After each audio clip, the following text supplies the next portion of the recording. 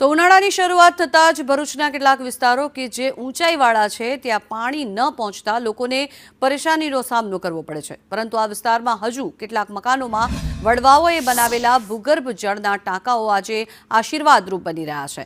ચોમાસાની ઋતુમાં વરસતા વરસાદના પાણીને ટાંકામાં સંગ્રહ કરી તે પાણીનો ઉપયોગ સમગ્ર વર્ષ દરમિયાન પીવા અને જમવાનું બનાવવા માટે અન્ય વપરાશ માટે પણ લઈ શકાય છે। ચોમાસાના 4 મહિના વરસતા વરસાદના પાણીનો પોતાના મકાનમાં જ 25 થી 30 ઊંડા ભૂગર્ભ જળ ટાંકાઓમાં સંગ્રહ કરવામાં આવે છે અને આ પાણી કોઈ આરઓ પ્લાન્ટથી ઓછું નથી। ભૂગર્ભ જળ ટાંકામાં રહેલું પાણી શુદ્ધ, મીઠું અને સ્વાદિષ્ટ હોવાનું માનવામાં આવે છે અને આ પાણીનો ઉપયોગ રસોઈ સાથે પીવા અને અન્ય વપરાશમાં પણ કરી શકાય છે।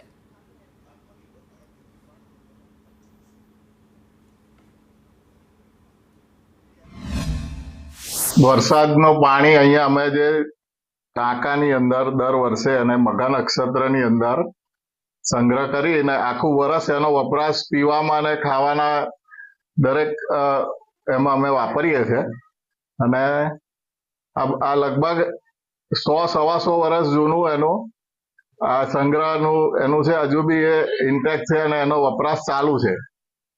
પીવા માટે ને જમવાનું બનાવવા માટે પાણી કેવું?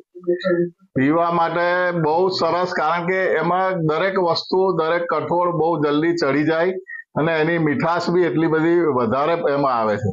કઠોળની મીઠાશ વધી જાય, પીવાનું પાણી બી એટલું બધું મીઠું હોય છે વરસાદનું, મઘા નક્ષત્રનું, કે તમે એને એકવાર ચાખો ને તો બીજી વાર પછી બીજું કોઈ પાણી તમને ભાવે નહીં। અહીંયા ગાડી ઉપર જે પહેલો 2 વરસાદ આવી જાય એનું પાણી જતું રહે, પછી જે મઘા ઉપર બધા નળિયા બધા ધોવાઈ જાય, બધી અગાસીઓ ધોવાઈ જાય વરસાદના પાણીથી અને એના પછી જે મઘા નક્ષત્રનું પાણી અંદર ગાળીને ત્યારબાદ વરસાદનું પાણી ગાળવામાં આવે છે અને આ પાણી વર્ષો સુધી એમાં કોઈ જીવ જંતુ કશું પડતું નથી અને એમાં આપણે એ પાણીનો ખૂબ ઉપયોગ જમવામાં અને રોજિંદા પીવામાં પણ કરીએ છીએ।